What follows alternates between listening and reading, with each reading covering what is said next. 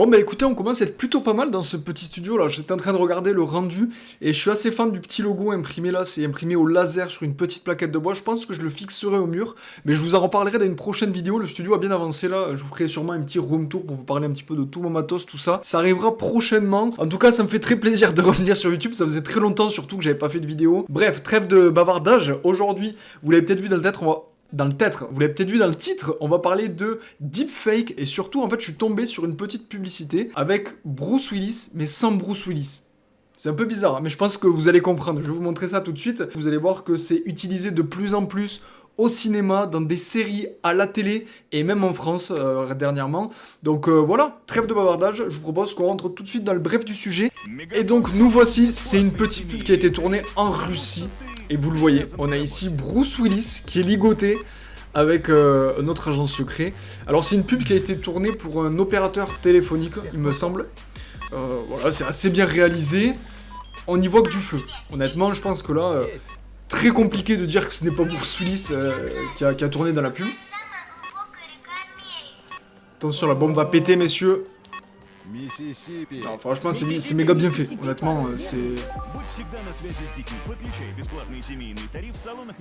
Mais ouais, figurez-vous que là, on se rend pas compte. Tu sais, les mecs en Russie, ils ont dû la voir à la télé, ils ont dû se dire « Trop bien, il y a Bruce Willis qui est venu en Russie tourner une pub pour notre opérateur téléphonique. » En fait, non, il est jamais allé en Russie. En fait, qu'est-ce qui s'est passé? Il y a la société de production de la publicité qui a demandé l'accord à Bruce Willis d'utiliser son image en utilisant la technologie du deepfake. C'est-à-dire qu'il y a un acteur qui a tourné, un acteur qui ressemble sensiblement à Bruce Willis, on se doute, en termes de taille, en termes de carrure, en termes de couleur de peau, en termes de pilosité capillaire, j'ai envie de dire, parce que si on a quelqu'un qui a des cheveux alors que le mec est chauve, bref, vous avez compris, ça marche pas trop. Et ensuite, on est venu intégrer, tac, le visage de Bruce Willis sur l'acteur qui a joué. Et là, honnêtement, on y voit que du feu. Alors, c'est utilisé avec des intelligences artificielles, etc.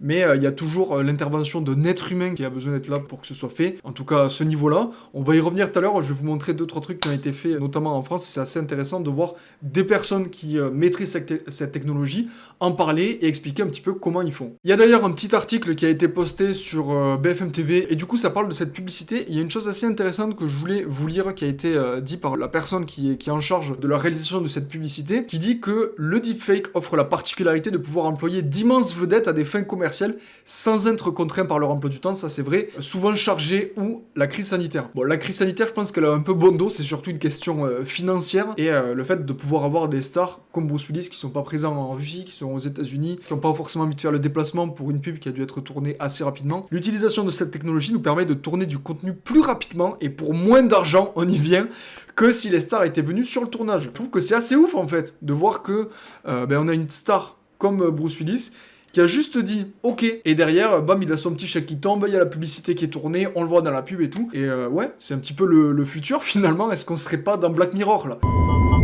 Et du coup, je me suis penché un petit peu sur le sujet, et figurez-vous que c'est en train d'arriver de plus en plus sur des grosses prods à Hollywood, et notamment à Star Wars, tout simplement, puisqu'il y a un autre article sur lequel je suis tombé, et qui dit que Lucasfilm recrute un youtubeur spécialiste du deepfake pour ses effets spéciaux. Alors ce youtubeur-là, c'est Shamook, et en fait, il avait réalisé un deepfake sur The Mandalorian. L'équipe de Lucasfilm a trouvé ça trop bien fait, la vidéo a fait plusieurs millions de vues, je vous invite à aller la voir si jamais ça vous intéresse, je vous mettrai le lien de la chaîne YouTube dans la description. Et derrière, le mec est employé par Lucasfilm pour pouvoir travailler sur les prochains Star Wars, sur les prochaines productions de The Mandalorian, et je trouve ça assez ouf parce que ça va permettre de faire venir, par exemple, des personnages qui étaient dans les premiers Star Wars, qui avaient 20 ans à l'époque et qui sont soit morts aujourd'hui, soit qui sont plus vieux, et de les faire jouer comme si c'était encore jeune, étant donné que The Mandalorian, c'est un préquel, je crois, à Star Wars, si je dis pas de bêtises. Bref, voilà, ça permet de faire des choses assez incroyables, et justement, je voulais vous montrer une vidéo qui permet de faire jouer Robert Pattinson dans Batman, mais dans les anciens Batman, pas dans les nouveaux dans lesquels il doit jouer.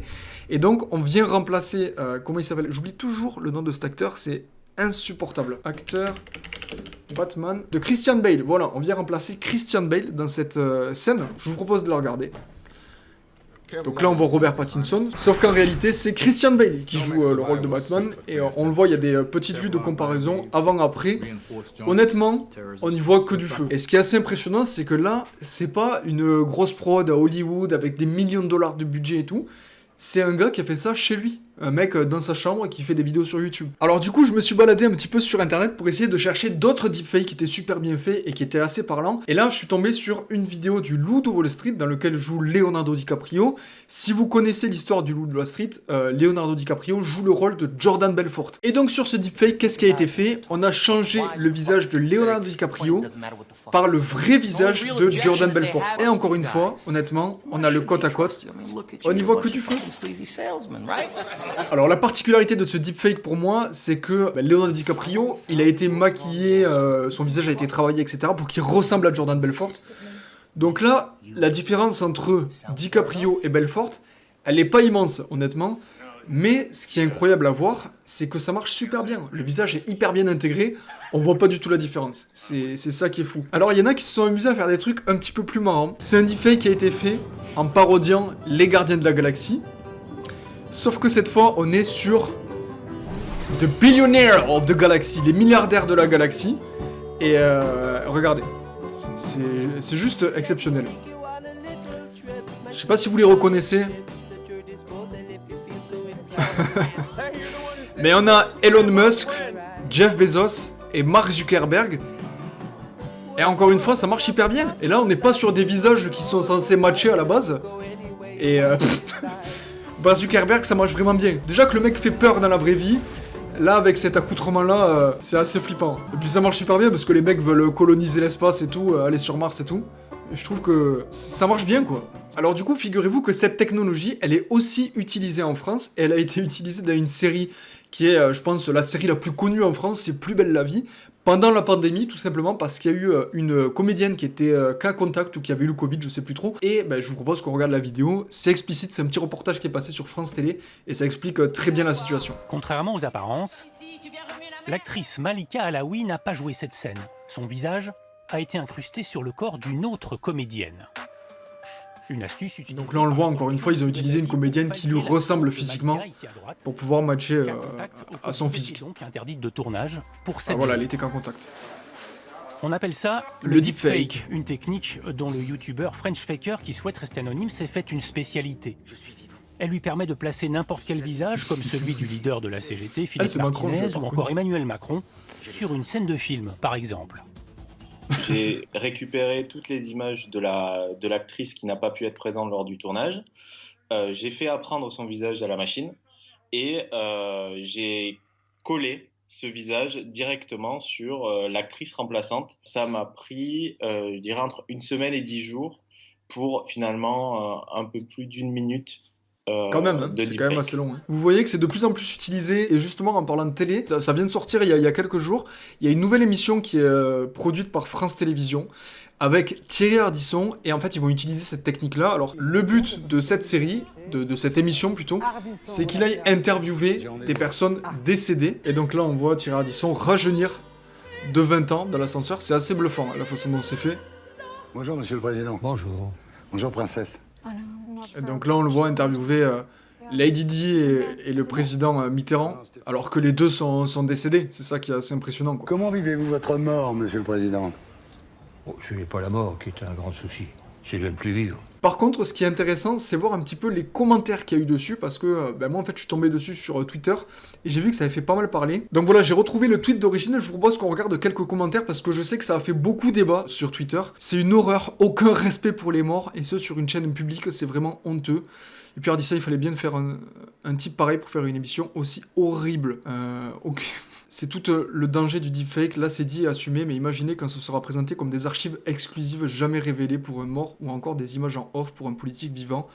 On va au-devant de gros soucis. Moi, honnêtement, je trouve ça positif. Je sais pas ce que vous en pensez, dites-moi-le dans les commentaires. Ce genre de technologie-là, c'est comme les effets spéciaux au cinéma. Ça dépend comment c'est utilisé. Les effets spéciaux, on peut leur faire ce qu'on a envie, on peut créer ce qu'on veut. Là, c'est pareil avec le deepfake, ça dépend à quelle sauce c'est utilisé. Je trouve que ce qui est intéressant, c'est que ça permet de créer du nouveau contenu. On reste dans un truc qui est, d'après ce qu'ils disent, en accord avec les pensées. On va pas faire dire n'importe quoi non plus aux personnes qui sont décédées. Et voilà, c'est contrôlé, c'est assumé, c'est dit explicitement. On n'est pas là pour tromper le spectateur. Je suis curieux d'avoir votre avis dans les commentaires, donc n'hésitez pas à poster un commentaire et me dire votre avis.